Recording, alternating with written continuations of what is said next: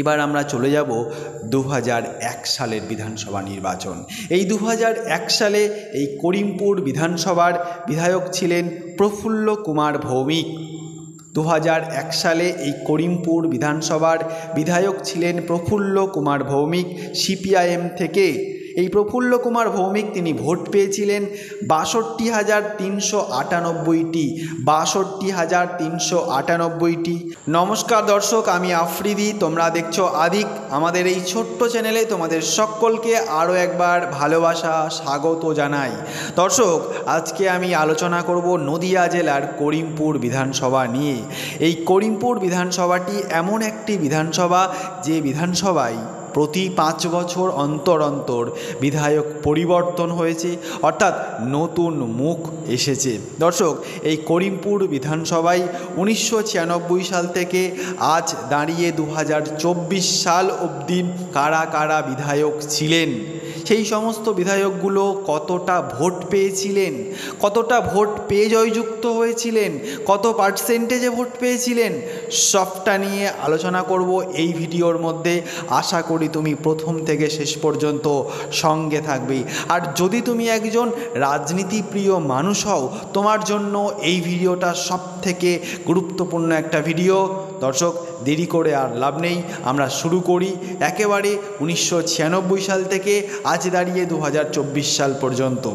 দর্শক, তোমরা স্ক্রিনের মাধ্যমে বা স্ক্রিনে দেখতে পাচ্ছ যে 1996 সালে এই করিমপুর বিধানসভার বিধায়ক ছিলেন চিত্তরঞ্জন বিশ্বাস। 1996 সালে এই করিমপুর বিধানসভার বিধায়ক ছিলেন চিত্তরঞ্জন বিশ্বাস সিপিআইএম থেকে। তিনি ভোট পেয়েছিলেন 64,561টি। 64,561টি। তিনি এগিয়েছিলেন 20,346 ভোটে। 20,346 ভোটে তিনি সেই সময়কার যতটা ভোট ছিল সেই সমস্ত ভোটের 47% ভোট পেয়েছিলেন।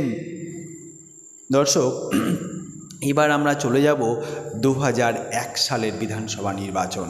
এই 2001 সালে এই করিমপুর বিধানসভার বিধায়ক ছিলেন প্রফুল্ল কুমার ভৌমিক।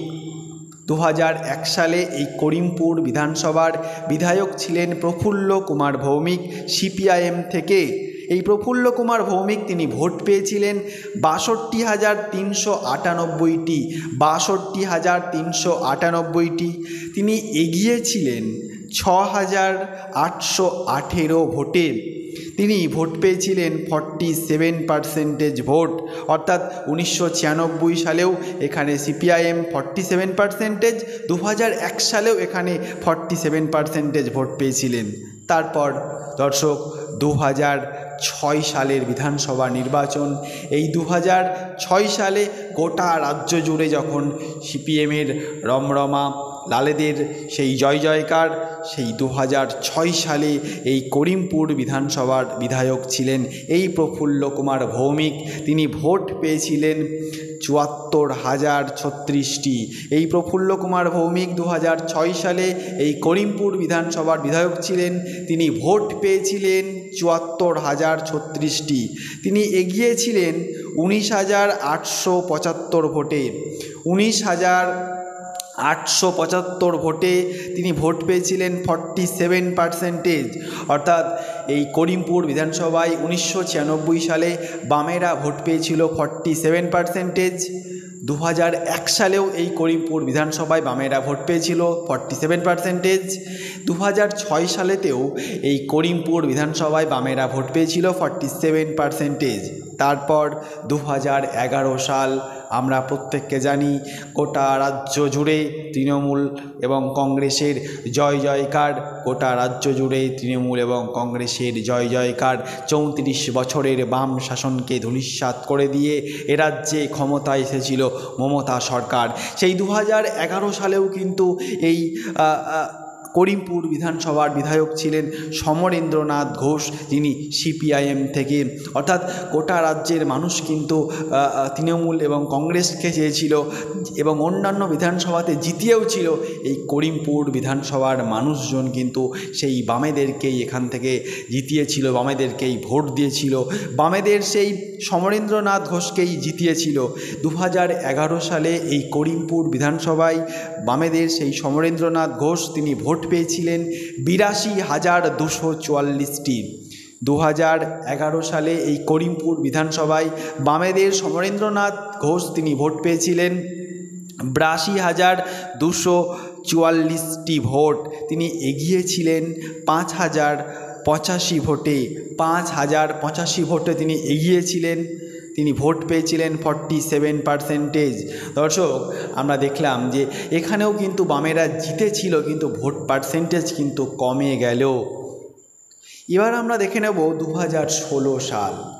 2016 সালে এই করিমপুর বিধানসভার বিধায়ক ছিলেন মহুয়া মৈত্রী, তৃণমূল কংগ্রেস থেকে মহুয়া মৈত্র, অর্থাৎ এই 2016 সালে করিমপুর বিধানসভায় তৃণমূল কংগ্রেসের জয় জয়কার।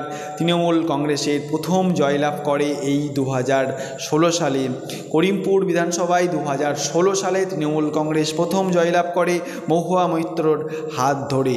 2016 সালে এই মহুয়া মৈত্র ভোট পেয়েছিলেন 90,989টি ভোট। 90,989টি ভোট পেয়েছিলেন।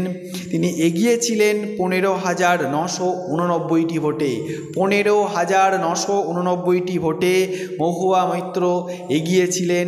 তিনি ভোট পেয়েছিলেন 45% ভোট। তিনি ভোট পেয়েছিলেন 45% ভোট। এরপর 2021 সাল, অর্থাৎ লাস্ট যে বিধানসভাটা হলো, সেই 2021 সালের বিধায়ক ছিলেন বিমলেন্দু সিনহা রায়। তিনি ভোট পেয়েছিলেন 1,10,911টি ভোট। 2021 সালে এই করিমপুর বিধানসভার বিধায়ক ছিলেন তৃণমূল কংগ্রেসের বিমলেন্দু সিনহা রায়। তিনি ভোট পেয়েছিলেন 1,10,911টি ভোট। তিনি এগিয়েছিলেন 23,575 ভোটে। 23,575 ভোটে তিনি ভোট পেয়েছিলেন 50% ভোট। দর্শক, আমরা এবার দেখে নেব 2021 সালে এই করিমপুর বিধানসভায় কোন দলের কে প্রার্থী ছিল, তারা কতটা ভোট পেয়েছিল।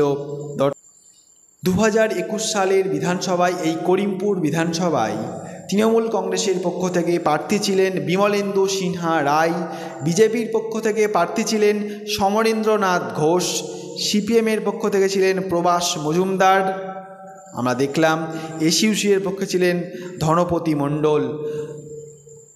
দর্শক, এই করিমপুর বিধানসভায় 2021 সালে বিমলেন্দুবাবু ভোট পেয়েছিলেন 1,10,911টি ভোট। সমরেন্দ্রনাথ বাবু তিনি ভোট পেয়েছিলেন 87,336টি ভোট। প্রবাস মজুমদার তিনি ভোট পেয়েছিলেন 17,185টি ভোট এবং এসইউসিআইয়ের ধনপতি মণ্ডল তিনি ভোট পেয়েছিলেন 1,469টি ভোট। দর্শক, আমরা দেখলাম যে 1996 সাল থেকে আজ দাঁড়িয়ে 2024 সালে কারা কারা বিধায়ক ছিল, আমরা একবার নামগুলো বলে দিই। 1996 সালে চিত্তরঞ্জন বিশ্বাস, 2001 সালে প্রফুল্ল কুমার ভৌমিক, 2006 সালে প্রফুল্ল কুমার ভৌমিক, 2011 সালে সমরেন্দ্রনাথ ঘোষ, 2016 সালে মহুয়া মৈত্র, 2021 সালে বিমলেন্দু সিনহা রায়। 1996 সাল থেকে আজ দাঁড়িয়ে 2024 সাল পর্যন্ত সব থেকে বেশি ভোট পেয়েছেন যিনি, তিনি হলেন বিমলেন্দু সিনহা রায়। সব থেকে তিনি বেশি ভোট পেয়েছেন আর সব থেকে তিনিই বেশি ভোটে জয়লাভ করেছেন এই করিমপুর বিধানসভায়। দর্শক, আমরা দেখলাম 1996 সাল থেকে আজ দাঁড়িয়ে 2024 সাল পর্যন্ত কোন বিধায়ক কতটা ভোট পেয়েছেন, কতটা পার্সেন্টেজে ভোট পেয়েছেন। দর্শক, সবসময় নিজের কাজ নিয়ে ব্যস্ত থাকো, পরিবারের সঙ্গে থাকো, চেষ্টা করো আমাদের চ্যানেলের পাশে থাকাও। দর্শক ভালো থাকবেন।